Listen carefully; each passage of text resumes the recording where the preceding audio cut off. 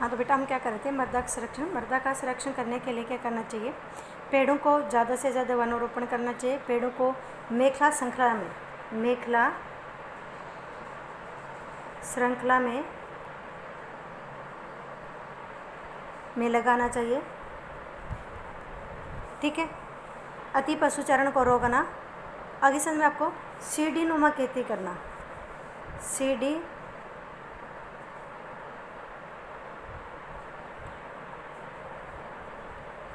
खेती यानी ढलावदार जो ज़मीन होती है उस पर सीढ़ी नुमा खेती करना।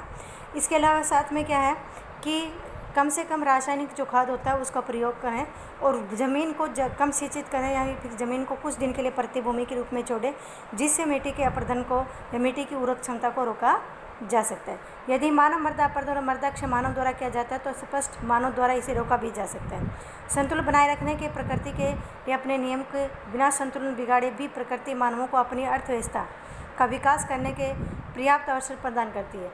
मृदा संरक्षण एक विधि है जिसमें मिट्टी की उर्वरकता बनाए रखी जाती है, मिट्टी के अपरदन और अक्षय को रोका जाता है और मिट्टी की निम्नलिखित दशाओं में सुधारा जाता है। मृदापन मूल रूप से क्या होता है, दोषपूर्ण पद्धतियों द्वारा बढ़ता है। किसी भी तर्कसंगत समाधान के अंतर्गत पहला काम ढालों की कृषि योग्य खुली भूमि पर खेती रोकना। 15 से 25% ढाल प्रवणता वाली भूमि को उपयोगी कृषि के लिए नहीं होना चाहिए।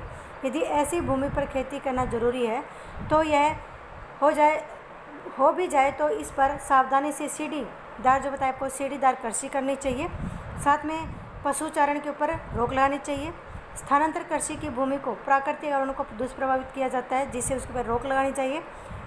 विस्तृत क्षेत्र के अपरदन की चपेट में आए गए ग्रामवासियों इनके दुष्परिणामों को अवगत कराना चाहिए। साथ में क्या है, नियमित और नियंत्रित रखना चाहिए।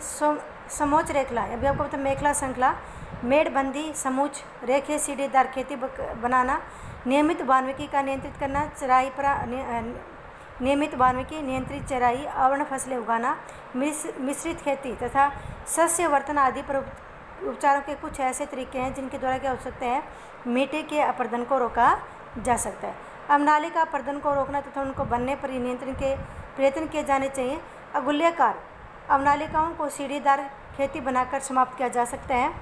बड़ी अवनालिकाओं में जल की अपरदनात्मक तीव्रता को कम करने के लिए रोक बांधों की एक श्रृंखला बनाई जाए। अवनालिकाओं के शीर्ष की ओर फैलाव को नियंत्रित करने पर विशेष ध्यान दिया जाना चाहिए। यह कार्य अवनालिकाओं को बंद करके सीढ़ीदार खेती बनाकर अथवा आवरण वनस्पति का रोपण करके किया जा सकता है।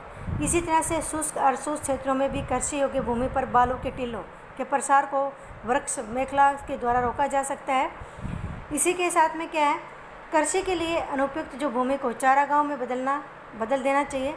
केंद्रीय शुष्क भूमि अनुसंधान संस्थान के पश्चिमी राजस्थान में बालू के टीलों को स्थिर करने के प्रयोग किए जाने चाहिए। भारत सरकार द्वारा स्थापित केंद्रीय मृदा संरक्षण बोर्ड ने देश के विभिन्न भागों में मृदा संरक्षण के लिए अनेक योजनाएं बनाई हैं। ये योजनाएं जलवायु की दशाओं, भूमि संपूर्ण तथा लोगों के सामाजिक व्यवहार पर आधारित हैं। ये योजनाएं भी एक दूसरे से तालमेल बनाए बिना ही चलाई गई हैं। अतः मृदा संरक्षण के स्रोतों उपाय भूमि के उपयोग की समन्वित योजना ही हो सकती है। भूमि का उनकी क्षमता के अनुसार ही वर्गीकरण होना चाहिए। भूमि उपयोग के मानचित्र बनाए जाने चाहिए और भूमि को सर्वदा सही उपयोग किया जाना चाहिए। मृदा संरक्षण का निर्णायक दायित्व उन लोगों पर है जो उसका उपयोग करते हैं और उससे लाभ उठाते हैं। आपको ये चैप्टर समझ में आ गया होगा। साथ में आप इसके शॉर्ट क्वेश्चन कीजिए, लॉन्ग क्वेश्चन मैं आपको भेज दूंगी, ये आपके एग्जाम में आएगा। तो इस पे चैप्टर को अच्छे से पढ़ें और चैप्टर को अच्छे से ही रिवाइज करें। ओके बेटा, धन्यवाद।